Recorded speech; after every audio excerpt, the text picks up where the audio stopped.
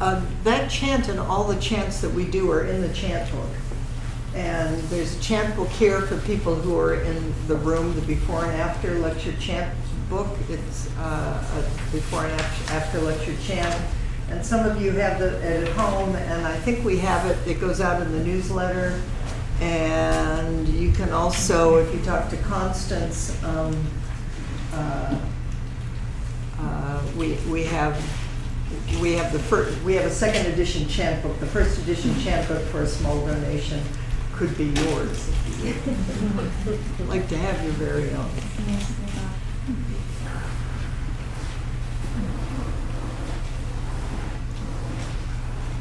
So a couple of announcements.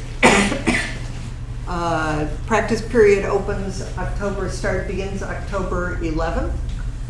We sent it out, and we'll keep sending out the information and the application because we're so excited about it. And really hope that each of you can find, I mean, of course, there'll be, sometimes you can't. But if you can, please consider what's possible in your life and find some way that we can all do this together. Practice period isn't about creating more stress in your life or more burdens. It's about entering a container of support. And that's a beautiful thing that we can offer to each other. And tonight, after Sangha, we're beginning again another cycle of Bodhisattva precept study. Everybody's invited. If you'd like, it's a separate link. We sent it out, and from 6:45 to 7:45. It will be both here and on Zoom. So please come if you'd like to know more about the precepts, or refresh yourselves, or confirm that there is no end to this practice.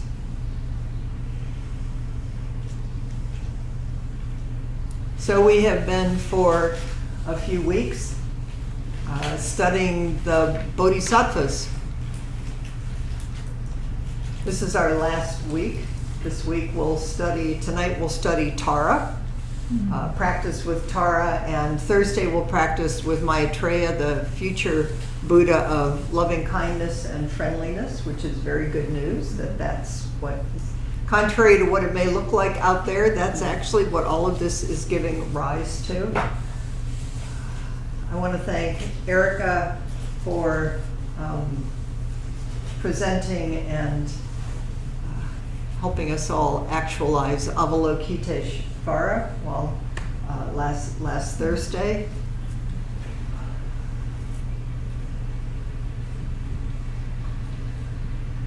So we've been, the text that I've been mostly relying on, and have for a long, long time, is Taigen Dan Leighton's Faces of Compassion. And Tara in his theology, so to speak, doesn't get a big booking. She's listed with Avalokiteshvara. I decided to pull her forward, one, because she's Tara, for goodness sakes, and two, because most of the bodhisattvas are presented as he's, although we've been changing them to theys. But Tara is, we can make Tara a they also, but Tara is known as the mother of the Buddhas and is deeply revered in Tibet. And it feels important to spend some time acknowledging her. So let me just begin by what Taigen Dan does say about Tara. Tara, Avalokiteshvara's female counterpart, is sometimes said to be an emanation of Avalokiteshvara created from one of Avalokiteshvara's tears. Isn't that beautiful? She is widely venerated in Tibet as the female bodhisattva of compassion. There are 21 different forms of Tara Bodhisattva in Tibetan Buddhism. But green Tara and white Tara are by far the most predominant. white Tara. We have here on the altar, which you can't see there, and you can probably barely see here, but you can also, we have a white Tara, we have a green Tara, and we have a red Tara. I've been saying all along that in presenting these bodhisattvas, they're not intellectual or distant for me. These are my friends and my relations. So it's like, how could I talk to you about Tara and not bring them? Because I live with them. And if they're alive. So my feeling is that if I bring these alive manifestations, and maybe you have alive manifestations of them at home, or maybe you have them at home and you thought they were just like dead statues, maybe they'll come a little more to life for you, because I think we all need all the help we can get in this world. And if one of these Taras or one of these bodhisattvas gets ignited for you in your heart in any way and is someone you could call on, you might, in fact, here's a great story about Dogen. Dogen, the founder of our lineage, you can seem sort of severe sometimes and zen-y. Is the story about him is that when he was journeying from Japan to China, because he loved the Dharma so much, he wanted to find a true teacher. He wanted to find somebody who embodied it. And so he set off back in those days on a sea voyage. Well, this isn't about Tara, it's about Avalokiteshvara. Well, anyway, it's sort of the same. And maybe Erica is that he set out on a sea voyage, and there was a horrible storm, and they all almost died. And what he did is he prayed. He prayed to Avalokiteshvara. If he'd known Tara, he probably would have prayed to her too. And at the end, when he arrived safely in China, what they say is that he carved an image of Avalokiteshvara into the wood of the boat in gratitude. So I skewed into Avalokiteshvara a little bit. The feeling is that you can cry out for help. It really helps sometimes when you really need help and you don't know what else to do. And the whole thing is very mysterious. So here's a description of white Tara, and then I'm going to tell you a few stories, because I will confess that until a few years ago, I had no idea there were 21 manifestations of Tara. Did you know that? Some of you did, maybe. 21, I knew green Tara. I mean, I think most of us in this culture at this point know green Tara with her foot stepping forward. Some of us maybe know white Tara.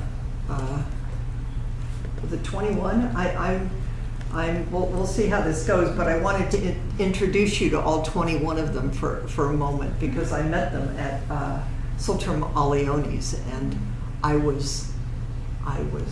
there's a lot of help there, and no matter what you could think of, the Tibetans are amazing. They have come up with some kind of a deity or help that you could call out to. But here's a description of White Tara sits in cross-legged lotus posture with a third eye apparent in her forehead.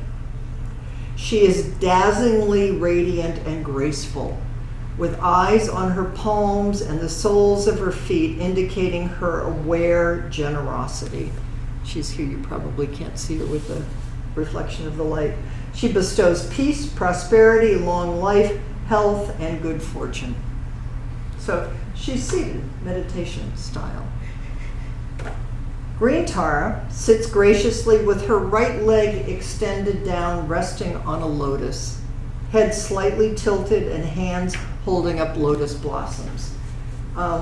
And for those of you in the room, I printed out some green Taras, and in a minute we'll put it up for you guys on the screen, a really simple one, because what I want to do is we'll do a visualization just to give a taste of how the Tibetan tradition works with her.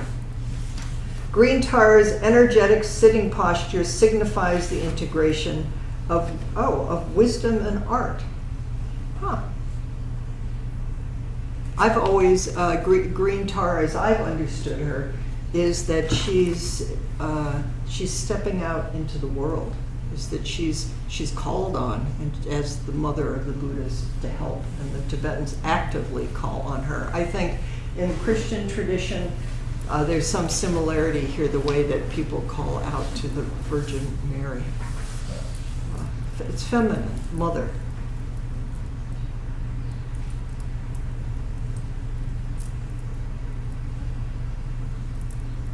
So some years ago, maybe 5 years ago or so, well, I had many years ago, I spent some time studying with Sultra Malioni, who is a Western, now Lama woman.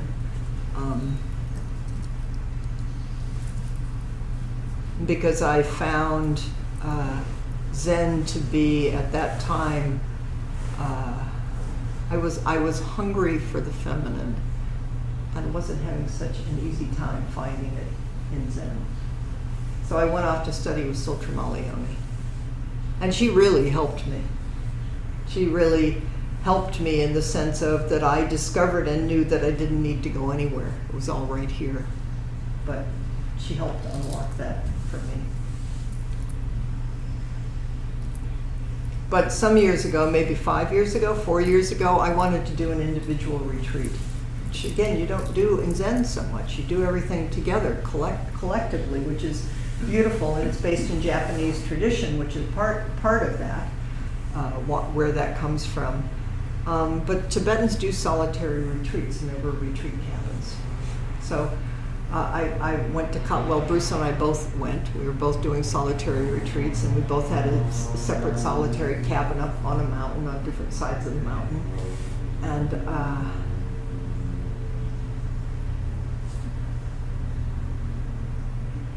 before we went up into the retreat cabin, we went into the main temple. I knew Sultram when she hadn't built any of this. The Tibetans are really kind of into magic in a way that it has more of a shaman tradition in it, and she manifested. She saw it. She dreamed it. She manifested this amazing Tara temple and this whole retreat center dedicated to Tara and the Dakinis and the feminine. And I hadn't seen it and walked into the temple that they built together. And there were 21 huge Taras. Not quite life-size, but they're gold and they're big. And it just, can you imagine being in a room with 21 different Taras? Surrounded in a circle like this, like all of you, like being surrounded with all of you.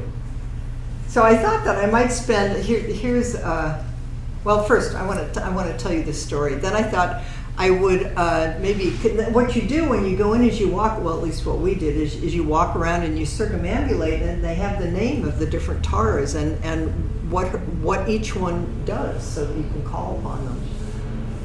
And so I thought, we'll see if we can do this. I'll just spend a little bit of time telling you a little bit about each of the 21, because it just gives you the kind of breadth of what is possible if you let your imagination call out for help. But later that week, we visited the main temple, and then we were up on the mountain looking down on this beautiful copper-roofed round building that housed these Taras, where they did ceremonies and service to Tara.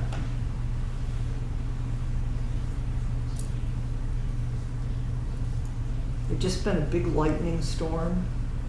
The air was really charged. And I looked down, and I swear I saw a huge Tara lifting up out of the roof of the temple.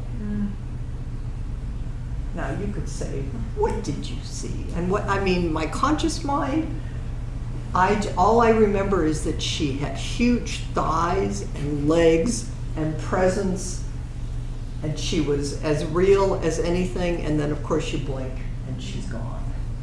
So I say that because what I'm hoping we can do is I want to do a little meditation on green Tara, and we'll invoke her. And you have to let your mind soften and open. And who knows what might appear.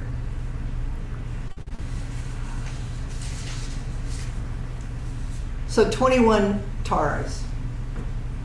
I tried to sort out, actually, of the 21 of them, there are a good number of white ones. You'll see there's black ones, there's red ones. There's only one that's green-blue, which I spent this morning trying, because I don't really know any of this, trying to make sure it was the one that we all know, and I can't imagine it could be anybody else, because there's only one that's a green Tara. The white Tara, so this white Tara here is the cabin that I was staying in. I had brought a bunch of books because I was going to do a retreat and I wanted to study. So I finally get to just study uninterrupted. And I couldn't do it. I couldn't use my mind that way. My mind didn't want to be used that way in this place. But I had also been smart enough to bring some art supplies. And on the wall there was a tanka of a white Tara. And I spent the entire week copying this white Tara. And that was I would sit, I would do walking meditation, but I copied this white Tara, which is a beautiful practice because you become very, very intimate with each color and each, I'd recommend it. Tracer, or freehand, any of them, and draw them. Okay, so homage to Tara, swift heroine who increases bodhicitta and overpowers obstacles. Whew. She's just the first one. She's semi-wrathful, which means there are peaceful and there are wrathful deities. As I understand it, which is again very, very small, is the peaceful wrath. My understanding is that you don't really practice with wrathful deities until you have a good grounding in the peaceful ones, because they're very energetic and they're very action oriented. So you need a good ground underneath you. And she's red, and she liberates beings from the suffering of samsara and protects them from fear. Number 2, homage to Tara, melodious one, the treasure of intelligence. She's peaceful and white in color. And she unlocks, this is Saraswati. Do people know Saraswati? I learned about her when I was in Bali. She bridges different traditions. So she unlocks the treasures of music, art, wisdom, and the 4 types of knowledge, of courageous eloquence. And she glows with white light of 100 autumn full moons. Can you imagine? That's how much she glows. Number 3. Homage to victorious one of Ushnisha, who accomplishes immortality. She's peaceful and she's golden yellow in color. And she has a radiant essence of light nectar in her base. Think what she could do with that. Kurakula. Okay, now I want to tell you about Kurakula, because this is Kurakula. Kurakula is Sultan Malioni and a good friend of mine went on pilgrimage to, I think they must have gone to Bhutan. I'm not sure. Maybe they went to Nepal. Anyway, I gave them a donation and said, would you bring back a tanka for me? And they brought me back Kurakula. So I want to read you. She's the magnetizing, well, I don't like that. I'm going to tell you. This is who Kurakula is. I'm with her all the time. She's the goddess of love.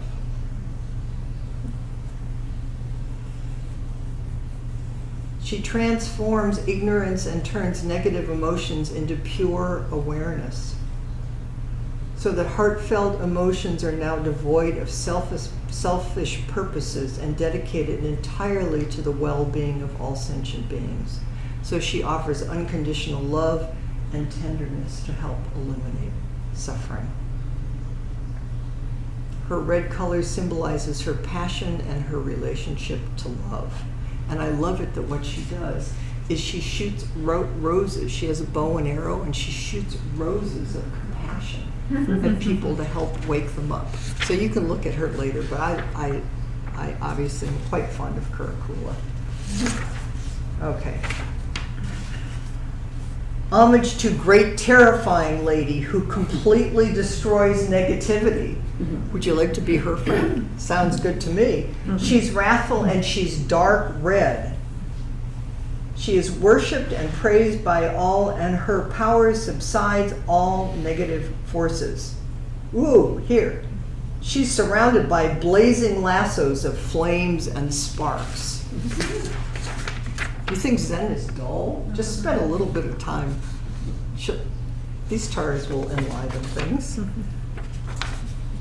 Next one, unconquerable, fierce lady who dispels wars and natural disasters. So there's one in a war or natural disaster, which might be appropriate now to go to her. And she is wrathful and black, like dense storm clouds. And by the ripping sound of the wrathful seed syllable treat and the speeding sound of fact, she completely destroys the spells of enemies, evil deeds, hail, lightning, natural disasters, invading troops, and weapons of mass destruction. Wow. Let's get one of her. How about invincible heroine who destroys, I like this. Invincible heroine who destroys criticism and harm. I think we need 21 Taras around. She's dark red, she's wrathful, and she completely destroys the demons. And her compassion is as swift as lightning. She destroys disturbing emotions, argument makers, lawsuits, and other troubles. We could use her too, huh? Okay. How about noble Lady Tara of the teak forest who protects from all fears? This is the green-blue Tara, so I think this is green Tara. She's the color of an emerald, and she protects beings from the 8 great fears.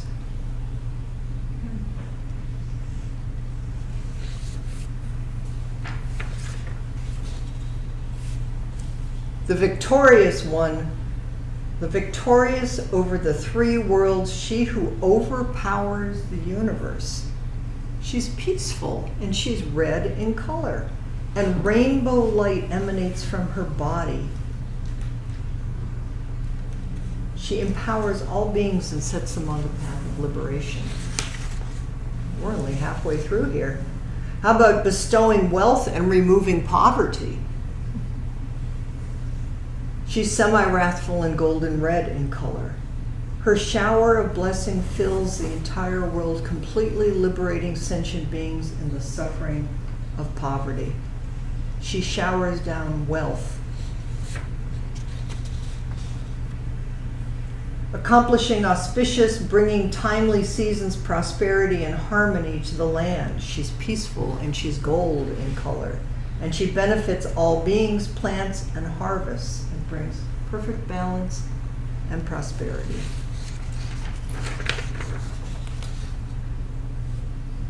Here's another one. She's victorious over war and other obstacles with and without form. She has 3 eyes and she's red, and she brings infinite joy to all beings and protects them from wars and obstacles. Frowning lady, destroying evil of the 9 kinds, harm doers, 8 classes of spirits, and obstructing forces. She's wrathful, frowning, and black like dense rain clouds. Her hands and feet strike the earth, stamping out ignorance and causing the ground to tremble. Perfectly calm one, pacifying evil deeds and obscurations. She's peaceful, white like the full moon, and smiling. She washes away all evil deeds and obscurations that cause rebirth in the lower realms. Destroyer of the power of evil spells cast by enemies and sorcerers. She's peaceful and red in color. The light of her wisdom, compassion, and power completely destroys enemies, evil spells, and Mara, lord of negative forces. And she grants the power of true speech. Boundless subduer who binds enemies, robbers, thieves, and hunters. She's peaceful and golden red in color like clouds of sunrise, and she subjugates bandits, robbers, thieves, hunters, and all enemies, and establishes everyone in bliss. She too stamps her feet on the earth. Sometimes go out there. Maybe we should do, sometimes we should do walking meditation, and sometimes we should go outside and do stamping feet meditations and cry out and offer prayers. Here's great peacock, protecting from and pacifying all kinds of poison. Peaceful and white in color, she protects from poison. Removing all poisons from the environment and sentient beings. She might be good in climate change. Number 19, invincible queen of the white umbrella who dispels conflicts and bad dreams. Meditating upon her and reciting her mantra brings joy and bliss, causing the practitioner's body, speech, and mind to blaze with power and splendor.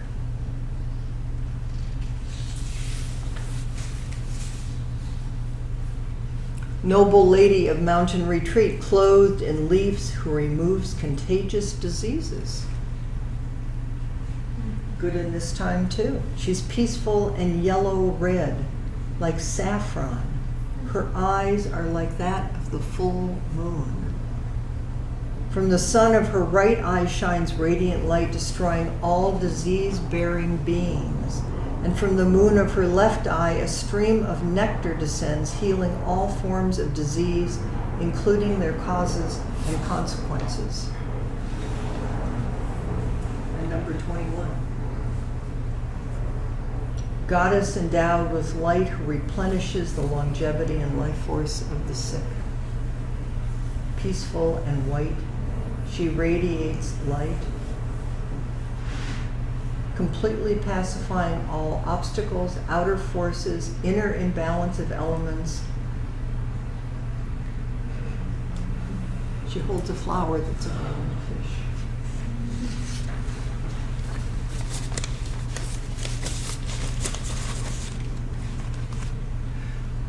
So I hope that what this has done is, one, I'm amazed sitting here with all of you how much the light has changed in the last week. Mm-hmm. Talk about changing impermanence. We're going to have to begin turning on the light in here. So we can call out we're going to do some calling out to green Tara.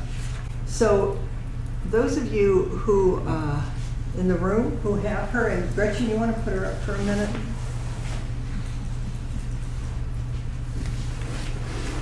She's a really simple depiction of green Tara, which I think will really help us with the visualization. Didn't do enough for everybody, so we're going to have to just share. So you guys, yeah. Somebody can have this. I don't need this one. Here you go.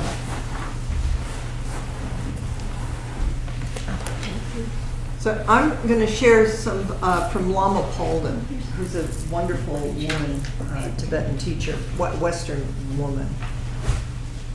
Tara is the actuality of compassion and wisdom, and meditating on green Tara can awaken our own Buddha nature. She's known as the mother of all Buddhas. This is all the Taras. And she who ferries beings across the ocean of samsara. So here's the description of her that you can see here of green Tara. Her right foot, pay attention to this because I'm going to ask you not to look at her when we do the visualization, but to just let her in. Her right foot is slightly extended because she is ready to leap to the aid of beings.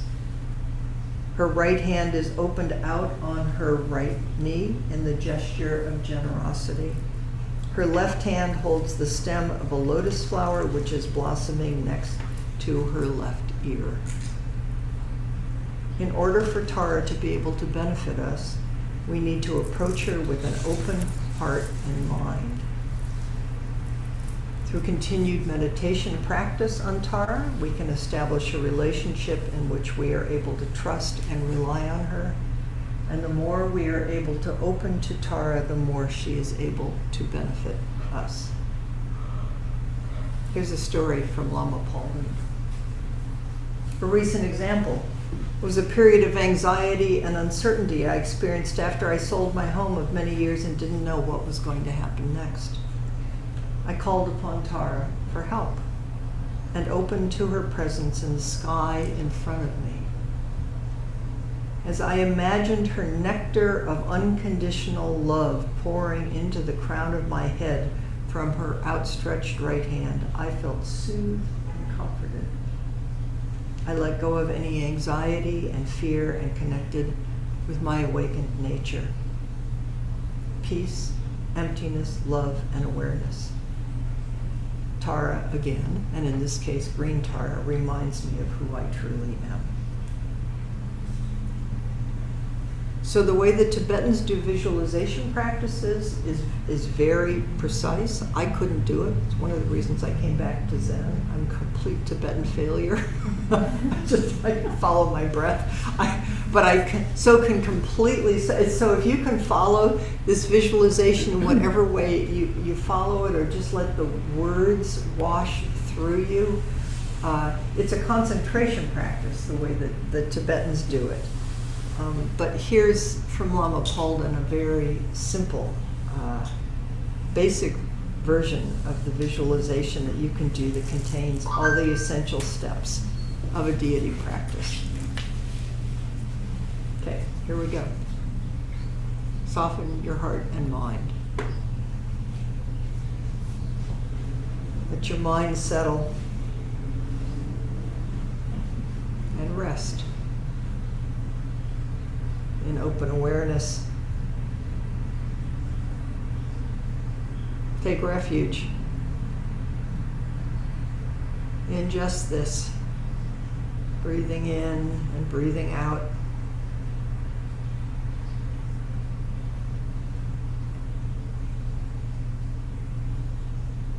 And let arise, call it bodhicitta, the motivation to be of benefit to all beings, including yourself.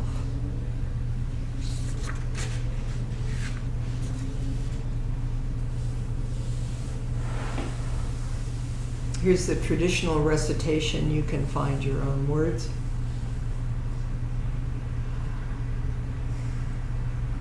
Until awakening, I take refuge in Buddha.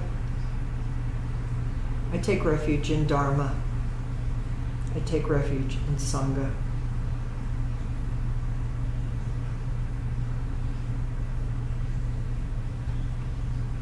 By the merit of my acts of generosity and other awakening qualities, may I attain full awakening for the benefit of all beings. I take refuge in Buddha, Dharma, and Sangha. May I awaken, wake up in this very body life for the benefit of all beings. And then imagine that everything just dissolves. And that in the sky in front of you, green Tara instantly appears, sitting on an open, full lotus in a moon seat. She's blue-green, the color of a mountain lake. And she's arrayed in silks and jewels that symbolize the paramitas.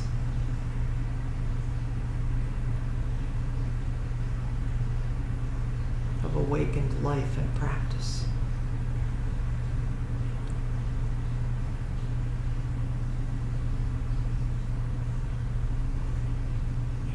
Now, with your imagination and felt sense, radiate life, radiate light, radiate light and life and love from your heart center.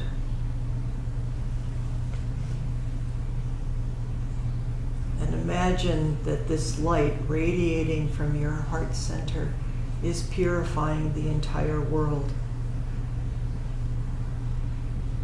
And ask Tara to be present here with you to help.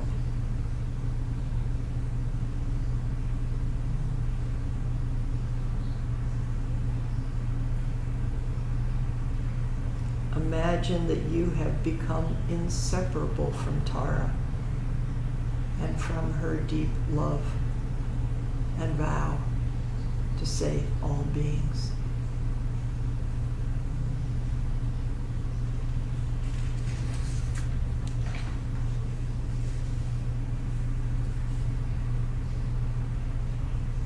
You might hear or recite her mantra, Om Tare Tu Re Soha.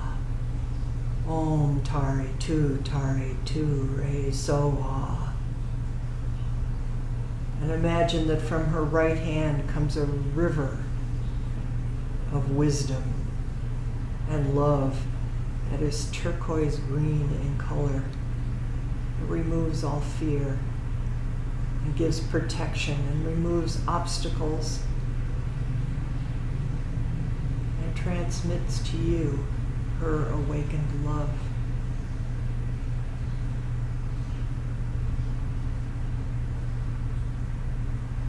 And you can now spend a few moments, if you wish, in silence or communicating with prayers with Tara,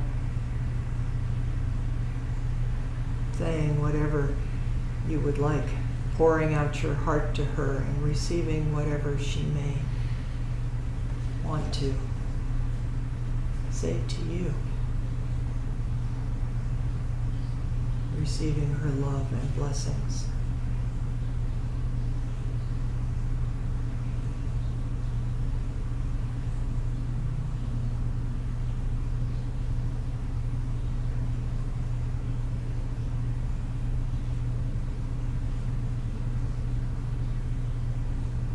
And then imagine that Tara just dissolves into light and dissolves into you. You become one with Tara. Your heart and mind is inseparable from Tara's heart and mind.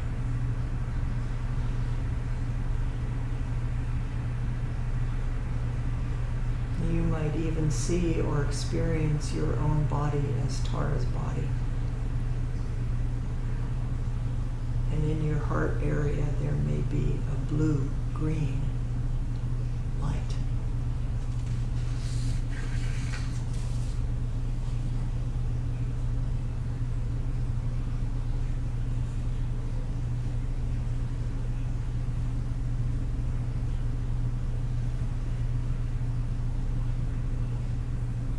And then let it all dissolve till there's just a turquoise light left in your heart area.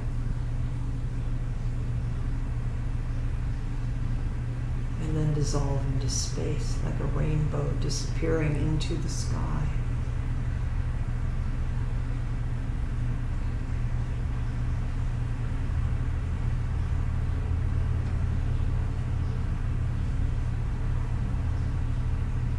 And then in your own words, dedicate this practice and in whatever way you experienced it. Effort, the goodness, the intention for the well-being of all beings, and in particular any of those you may be holding in your heart with concern or worry.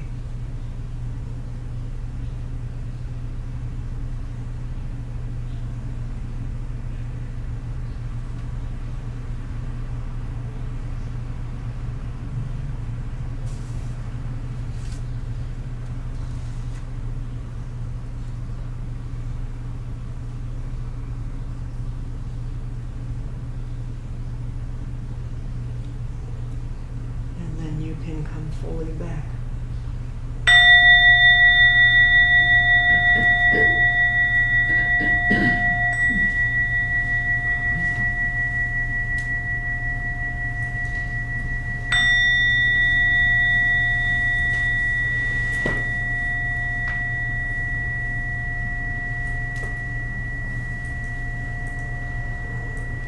Why don't we go back to full screen when I shouldn't be here? Tara's manifested on the screen as Gretchen's doggy. This is embarrassing. Hi, You're going to be Nita. seeing Tara everywhere. Alright,